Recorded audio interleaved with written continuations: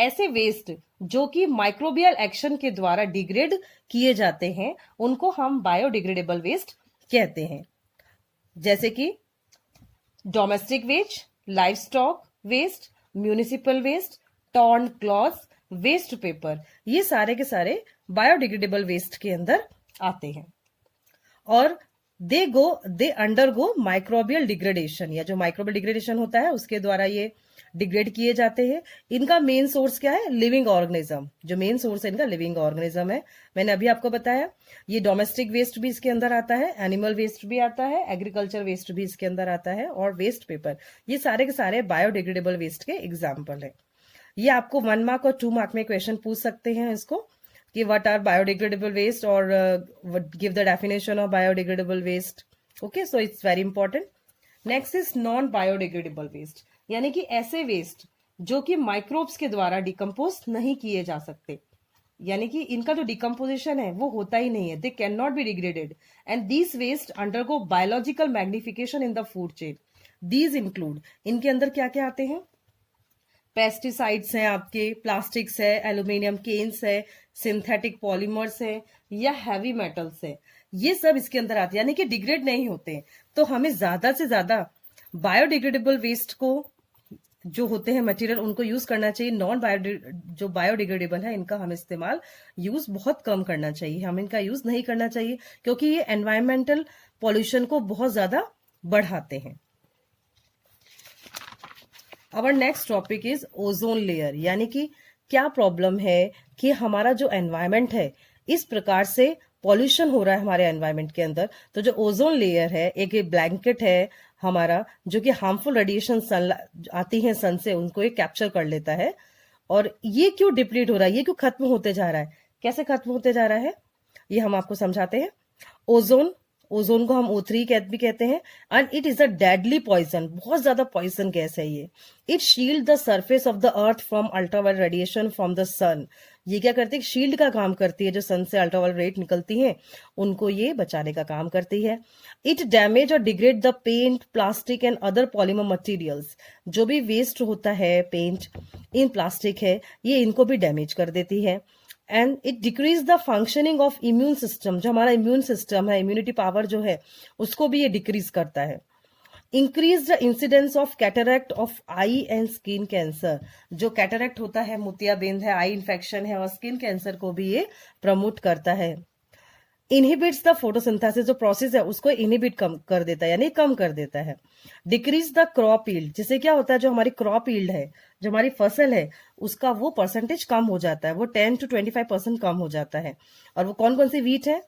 Wheat, rice, cotton, soybeans and peas. तो ये सारी प्रॉब्लम क्रिएट होती है अगर हम ओजोन लेयर को नहीं बचाएंगे, तो ओजोन लेयर से हमें इतना सारा नुकसान हो सकता है, तो हमें इसको बचाना है। ओजोन लेयर कैसे बनती है? O2, ultraviolet rays, and O plus O2। वापस से O plus O2, that means oxygen और ऑक्सीजन डाइऑक्साइड, तो क्या बनेगा? O3, ओजोन बनेगा।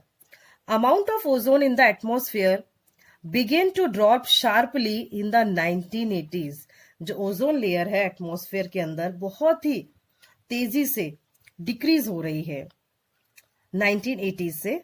और ये सबसे ज्यादा पता है आपको, जो ओजोन है कहां पर यूज होती है? O3 गैस आपके रेफ्रिजरेटर्स के अंदर यूज होती है, और जो फायर एक्सटिंग्विशर होते हैं, आग बुझाने वाले, उनके अंदर भी इस गैस का यूज ज्यादा किया जाता है।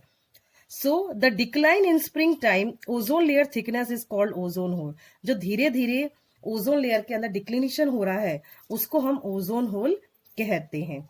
तो ozone hole largest over Antarctica, सबसे ज्यादा जो ओजोन होल है वो अंटार्कटिका में देखने को मिल रहा है। तो ओजोन को हमें डिग्रेड होने से बचाना है, इसका जो होल होता जा रहा है उसको हमें कम करना है।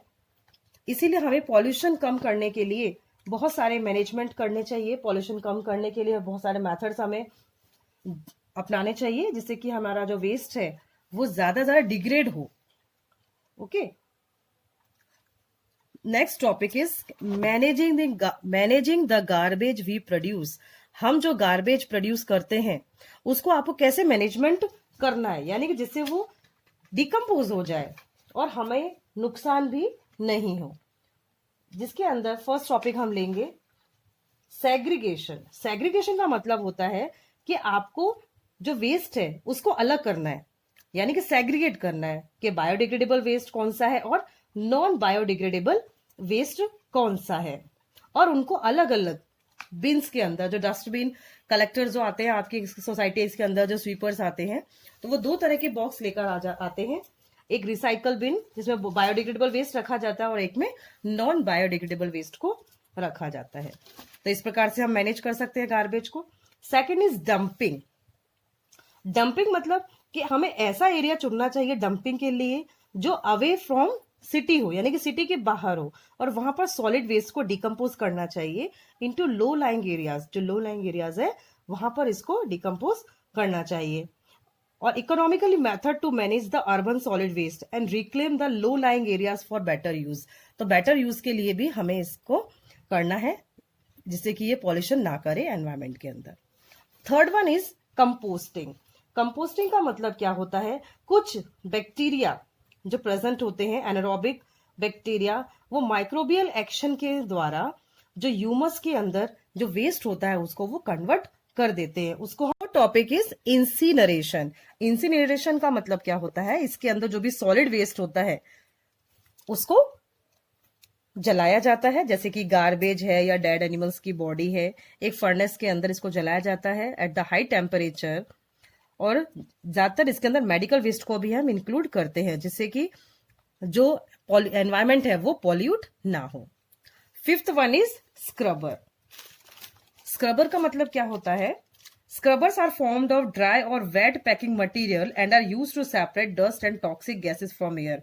हवा के अंदर जो भी टॉक्सिक गैसेस प्रोड्यूस होती हैं पैकिंग मटेरियल के अंदर, उन सबको ये स्क्रब कर देता है, साफ कर देता है स्प्रे टावर के अंदर। और जो वाटर है वो स्प्रे किया जाता है जिससे कि वाटर ड्रॉप से remove the particulate as well as toxic gas by absorption. और सारे के सारे एब्जॉर्प्शन के थ्रू जो टॉक्सिक गैस होती हैं उनको ये एब्जॉर्ब कर लेता है। सिक्स्थ वन इज ड्रेनेज, यानी कि जो ड्रेनेज सिस्टम है हमारा उसको भी आपको सही रखना है। It is the method of disposal of sewage and sludge through underground sewerage system, यानी कि जो हमें सीवेज सिस्टम बनाना है, सीवरेज जो लाइन बनानी है वो अंडरग्राउंड बनानी है जिससे कि इसका पॉल्यूशन बाहर ना हो। Next one is seventh is use of electrostatic precipitator. तो ये डायग्राम मैंने आपको बनाया है इलेक्ट्रोस्टैटिक प्रेसिपिटेटर का। इसके अंदर क्या होता है, these are the electrical device, ये एक इलेक्ट्रिकल डिवाइस है and employ to remove the charge particulate pollutant. जो पॉल्यूटेंट होते हैं चार्ज, उनको रिमूव किया जाता है इसके थ्रू। And the precipitation is due to the electric charge of the particle and then they attracted on collecting surface bearing on opposite charge. तो जैसे कि ऑपोजिट चार्ज लगता है, ऊपर से हम हाई वोल्टेज देंगे तो इनलेट के थ्रू जो डस्ट है, डस्टी एयर है, वो यहां से निकल जाएगी। ओके, और क्लीन एयर हमें ऊपर मिलेगी, एट द हाई टेम्परेचर पे हमें शुद्ध हवा मिलेगी। ये ज्यादा थर्मल प्रोसेस जो होती है उसमें हम इसका यूज करते हैं, थर्मल प्लांट की तरह काम करता है यूजिंग फॉसिल फ्यूल। जो फॉसिल फ्यूल्स है वो भी इसके अंदर यूज किया जाता है। Next is cyclone separator. Cyclone separator कुछ इस तरह का होता है। इसके अंदर क्या होता है, velocity of N incoming dust, जो वेलोसिटी होती है इनकमिंग डस्ट की, ये देखिए इनकमिंग डस्ट की जो वेलोसिटी होती है वो बहुत ज्यादा हाई होती है और वो ट्रांसफॉर्म कर देते हैं उसको हम सेंट्रीफ्यूगल प्रोसेस के अंदर। जैसे कि सेंट्रीफ्यूगल मतलब क्या होता है, मिक्सर ग्राइंडर की तरह ये काम करता है। जैसे ही गंदी हवा इसके अंदर आती है या डस्ट मटेरियल हम डालते हैं, वो पूरा जो कचरा है वो इसके अंदर कंबाइंड होता रहता है और जो डस्ट फ्री यानी कि ऊपर आपको क्लीन हवा मिलेगी और ये डस्टी एयर है वो यहां से रिमूव हो जाएगी नीचे से। ये पूरा एक साइक्लोन सेपरेटर है। ओके, तो ये भी आपके इंपॉर्टेंट पॉइंट है गार्बेज के अंदर, ये भी आपको ध्यान रखना है। 2 तरह के प्रेसिपिटेटर मैंने आपको समझाए हैं, एग्जाम पॉइंट ऑफ व्यू से भी ये बहुत इंपॉर्टेंट है बच्चों। और ये पूरा चैप्टर, ये जनरल क्वेश्चंस भी इसके अंदर काफी पूछे जाते हैं जो रेगुलर आपके डे टू डे आपके न्यूज़पेपर में भी आते हैं काफी, तो आपको इस पर भी ध्यान देना है और जो इंपॉर्टेंट पॉइंट्स जो मैंने आपको समझाए इन सबको आपको समझना है। Thank you.